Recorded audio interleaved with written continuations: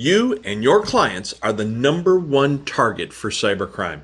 And now, on top of the pandemic and the highest remote communication volume in the history of business, plus we add the atrocities going on because of Russia, and the target on your back is bigger than ever.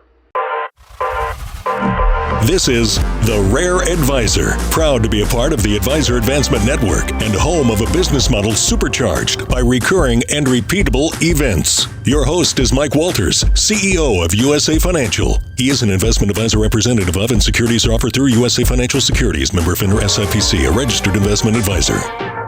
Hey, welcome back to The Rare Advisor. Today, I want to focus in on the fact that you have a crosshair lined up on you, lined up on your clients, by the cyber attack world. And it's important, more important than ever, that you are taking proper precautions because you are being targeted as a weak link and you do not, under any circumstance, want to be that weak link. You truly are being targeted. And the question or the topic of debate is how great is that target becoming? In other words, it's swelling, it's getting much, much larger. It just grew exponentially during the pandemic. And now with everything going on with Russia, we have even a greater concern about what is going on and what is being done in terms of how you might get targeted, how your clients might get targeted, but you specifically as a financial practice, as a wealth practice, how you are specifically getting targeted. Now, keep in mind that first out of the gate, it's reported that 98% of attacks, hacks, and any kind of a successful cybercrime, 98% of it starts through what's called social engineering. And that's just a fancy term to say a human screwed up. You, your client, your staff, somebody clicked on something they shouldn't have, responded to an email they shouldn't have, clicked on a link they shouldn't have, gave information over the phone they shouldn't have, listened and thought that someone they were speaking with or communicating with was someone who they were not really, and gave them information. All of these things start at the human level. 98% of successful cybercrime starts with social engineering, meaning they have to get a human to do something wrong to get them in the back door, then they can explode out from there. So number one, make sure you and your staff understand this. We run a broker-dealer. We run 3 different RIAs, an asset manager, a TAMP platform. We've seen it all, and we are very diligent about this. Imagine what goes on in offices that are not diligent about these things. Microsoft tells us, again, as I mentioned, 58% of cyber attacks from nation states are coming out of Russia.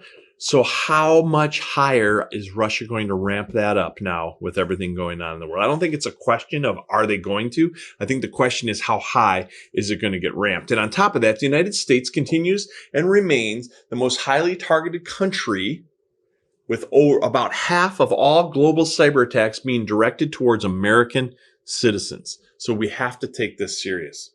Now, they tell us, again, that 65% of phishing emails are used to get into those doors on cyber attacks, and about 7 million phishing and scam pages were set up, web pages were set up during 2020, according to the FBI. That means, so they're the fake stuff where your client clicks on a link and all of a sudden they think they're on a bank website, but they're really not.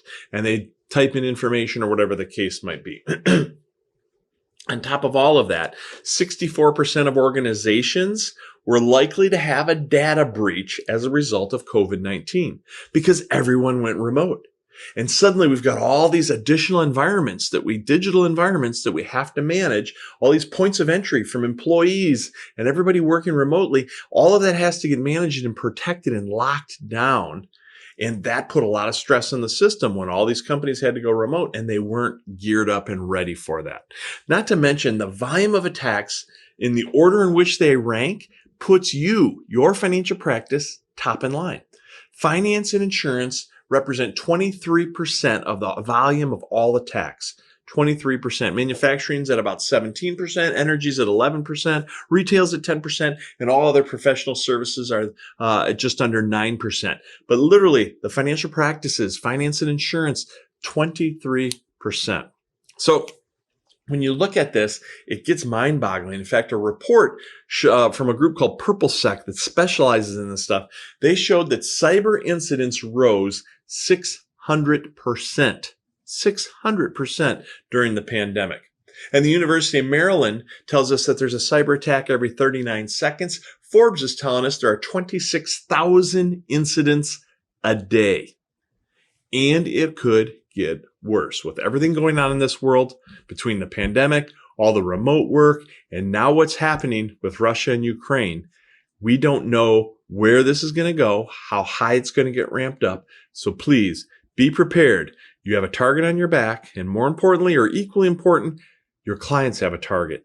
You do not want to be that weak link.